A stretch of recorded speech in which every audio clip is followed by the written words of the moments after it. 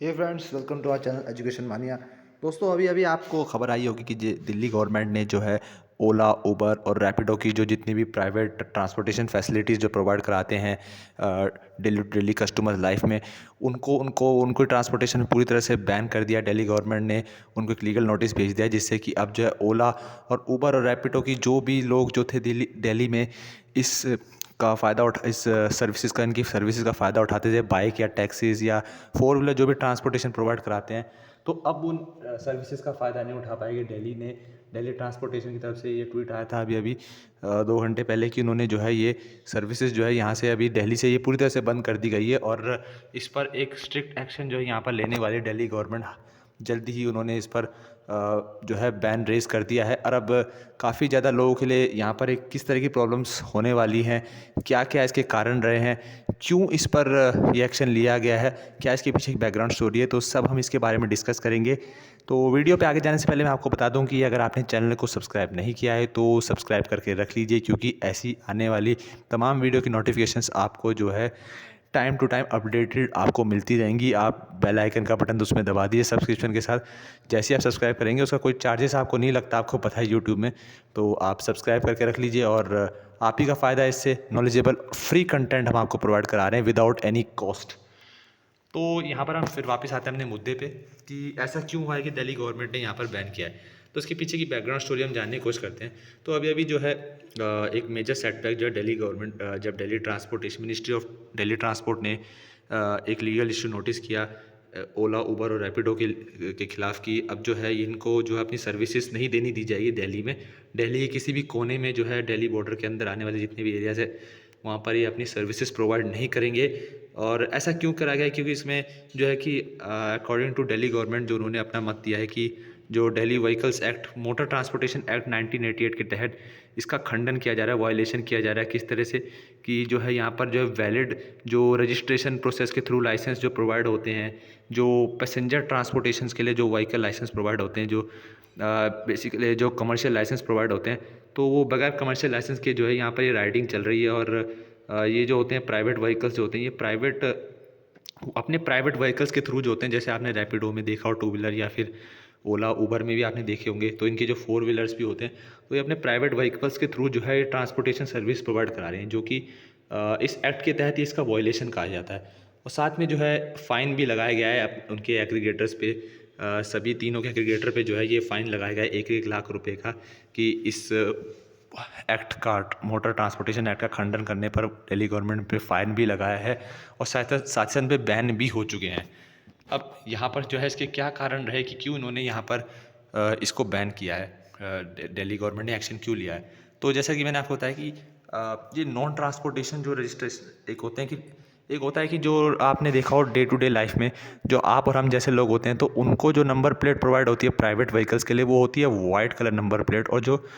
आपने देखोगे passenger vehicles जो सिटी बस होती हैं या फिर टैक्सीज़ होती हैं, रोडवेज सर्विसेज में जो भी आती हैं, तो उनको परिवहन निगम जो होता है येलो नंबर प्लेट देता है, क्योंकि कमर्शियल बेसिस पे वो व्हीकल्स ऑपरेट करते हैं, वो पैसेंजर सर्विसेज के लिए होती हैं, तो उनको जो है येलो नंबर प्लेट मिलती है। तो यहाँ पर क्या हो रहा था कि जो ये रैपिडोज़ और ये ओला थे, तो उन्होंने क्या किया था, वो अपने वाइट नंबर प्लेट के साथ ही जो है यानी अपने अपने प्राइवेट व्हीकल्स को जो है as a passenger mode of transportation के लिए यूज़ कर रहे थे, जो कि एक तरह से जो कि व्हीकल एक्ट के तहत जो है वो उसका वायलेशन एक तरह से कहा जाता है। तो वहाँ पर जो है ये एक समस्या बताई गई है कि ये चीज़ नहीं करनी चाहिए, उन्हें दिल्ली गवर्नमेंट ने कहा है। और साथ ही साथ यहाँ पर जो है पैसेंजर्स को भी यहाँ पर सख्त हिदायत दी गई है कि अगर आपने डिस्पाइट ऑफ द नोटिस आपने अगर किसी भी तरह का वायलेशन किया, तो पैसेंजर के लिए भी कड़ी पनिशमेंट यहाँ पर जो भी अगर कोई भी customer despite the legal notice अगर फिर भी अगर जो है ये बुक करते पाया गया किसी अनफेयर मीन्स से, तो उन पर भी कड़ा एक्शन जो है यहाँ पर दिल्ली गवर्नमेंट लेने वाला है। अब यहाँ पर जो है इसके लिए दिल्ली गवर्नमेंट ने पनिशमेंट भी मेजर्स लगा दिए कि किस तरह से पनिशमेंट वो यहाँ पर देने वाली है। अगर इस नोटिस के बावजूद भी अगर यहाँ पर पहला ऑफेंस अगर पहली यहाँ पर दंडनीय अपराध करा गया है, तो उस पर 5,000 का फ़ाइन यहाँ पर किया गया है। अगर दूसरा अपराध करते हैं तो 10,000 का फ़ाइन होता है। साथ ही साथ वहाँ पर फिर आपको 3 महीने की जेल भी आपको यहाँ पर मुहैया कराई जाएगी। मिनिमम 3 मंथ्स का इम्प्रिजनमेंट होगा और साथ ही साथ जो है ड्राइविंग लाइसेंस भी सस्पेंड कर दिया जाएगा, जो कि इस पर जो इसके बाइक राइडर्स या फिर टैक्सी राइडर्स हैं जो इनके अंडर काम कर रहे हैं, ओला और रैपिडो, जितने भी ये ऑनलाइन ट्रांसपोर्टेशन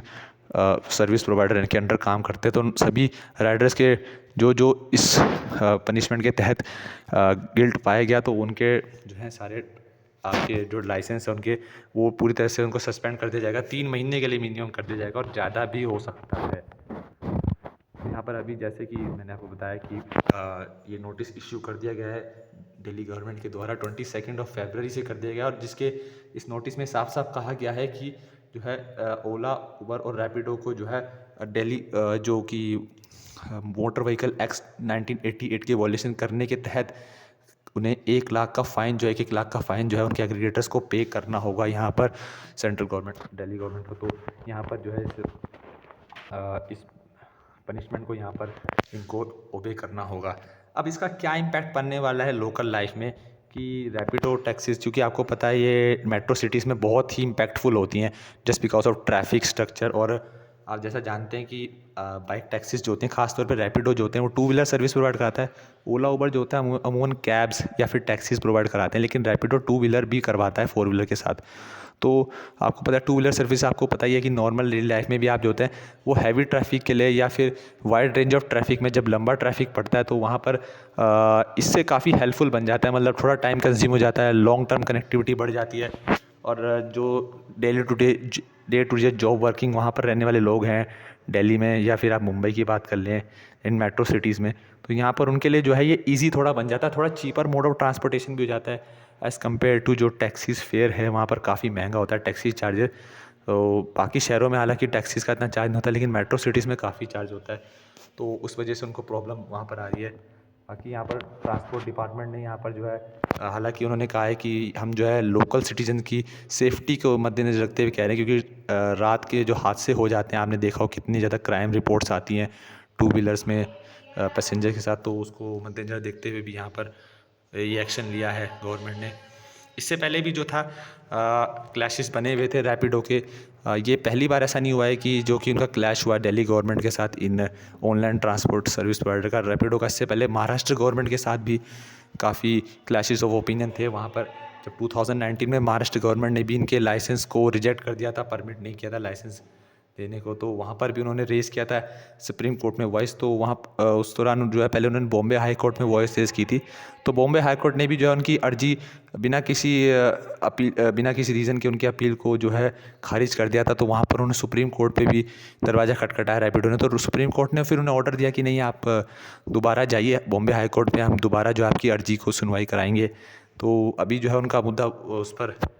जारी है और अभी भी लाइसेंस वहाँ पर प्रोवाइड नहीं होता है। तो साथ ही वहाँ पर ये समस्या थी, 2019 में ये सिचुएशन आई थी वहाँ पर,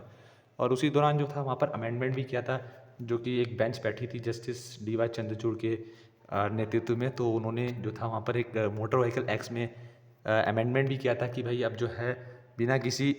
कमर्शियल लाइसेंस के जो है जो एग्रीगेटर्स होंगे, जो ऑनलाइन एग्रीगेटर्स हैं, ये भी जो है अब पब्लिक ट्रांसपोर्टेशन नहीं कर सकते, पैसेंजर ट्रांसपोर्टेशन नहीं कर सकते, जैसे रिक्शा, ऑटो रिक्शा या फिर सिटी बस के लिए जो सारे गाइडलाइंस हैं कमर्शियल व्हीकल, आपके कमर्शियल व्हीकल लाइसेंस के लिए जो भी गाइडलाइंस हैं वो सब इन्हें भी फॉलो करने पड़ेंगे। और इसे उसके अलावा जो है पुणे RTO ने भी जो था यहाँ पर इनको लाइसेंस ग्रांट करने से रिजेक्ट कर दिया था अभी दिसंबर 2022 में। तो इससे पहले भी काफ़ी ज़्यादा यहाँ पर क्लैशेस ऑफ ओपिनियन बने हैं रैपिडो के अलग अलग गवर्नमेंट्स के साथ। अब कारण क्या है कि इसके पीछे कि भाई 7 साल पुरानी ये सर्विसेज हो चुकी है रैपिडो 7 साल पुराना है, जहाँ पर लगभग 2 लाख से भी ज़्यादा जो है यहाँ पर बाइक कैप्टन्स जो हैं ऑल ओवर दी कंट्री, जो है all over the Maharashtra, even Mumbai Pune में मात्र 2 लाख से ज़्यादा जो है यहाँ बाइक कैप्टन्स, और ऑल ओवर इंडिया 10 लाख से भी ज़्यादा बाइक राइडर्स जो है आज करंटली जो है सर्विस देते हैं अपनी, जिसमें लगभग 20-22 हज़ार तक के कस्टमर तो केवल मुंबई और पुणे में ही आपके उनको सर्विस दी जाती है डेली टू डेली। तो इसका क्या कारण है कि क्यों गवर्नमेंट जो है